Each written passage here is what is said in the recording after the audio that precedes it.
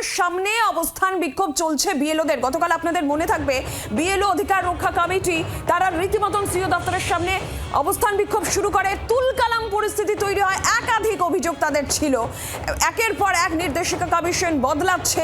যারা অসুস্থ বিএলও তাদের কাজ করতে বাধ্য করা হচ্ছে, অব্যাহতি কেন দেওয়া হচ্ছে না এই নিয়ে তাদের 48 ঘন্টা এখনো তাদের অবস্থান বিক্ষোভ চলছে। 48 ঘন্টা তাদের অবস্থান বিক্ষোভ। একাধিক বিষয় নিয়ে তারা সিও দপ্তরের সামনে বিক্ষোভ দেখান। রীতিমতন রণক্ষেত্রের চেহারা নেয় গতকাল সিও দপ্তর। আমরা জানবো এই বিষয়ে এখনকার কি পরিস্থিতি। অর্কদীপ্ত,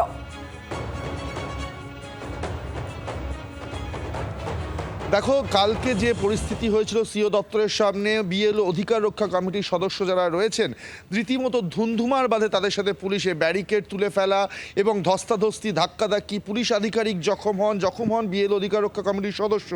কি দাবি তাদের? তারা বারবার যে দাবি নিয়ে এতদিন ধরে বসে রয়েছেন যে কমিশনের পরিকল্পনার অভাব, এই অভিযোগ তারা করছেন। বারবার বিএলও অ্যাপে নতুন নতুন অপশন সংযোজিত হচ্ছে, তাদের কাজের পরিধি বাড়ছে, কাজের চাপ বাড়ছে এবং যার ফলে তারা বিদ্যালয়ের যে রেগুলার কাজ সেই কাজগুলো তারা করতে পারছেন না।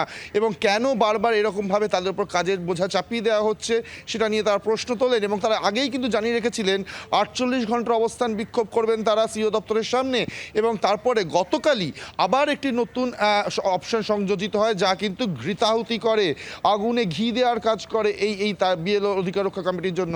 ফলে ধুন্ধুমার পরিস্থিতি তৈরি হয় এবং কাল থেকেই তারা কিন্তু ওই রাস্তার ওপরে অবস্থান করছেন। মনে রাখতে হবে যে মঞ্চ খাটিয়ে কিন্তু তারা বহুদিন ওখানে বসে রয়েছেন, কিন্তু এবার কিন্তু মঞ্চে নয়, একেবারে রাস্তার ওপরে তারা বসে রয়েছেন। অর্থাৎ যানজট যেমন তৈরি হচ্ছে, বহু গাড়িকে ডাইভার্ট করে দেওয়া হচ্ছে, একই সঙ্গে পুলিশের কড়া বেষ্টনী কিন্তু হয়ে রয়েছে। 3 দিক দিয়ে কিন্তু ব্যারিকেড করে রাখা হয়েছে সিও দপ্তর।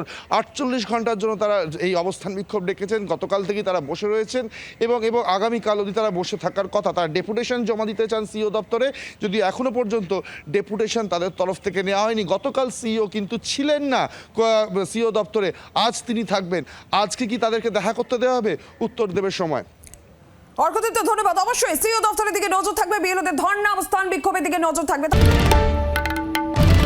বাংলার আওয়াজ, বাঙালির আবেগ, জি 24 ঘন্টা।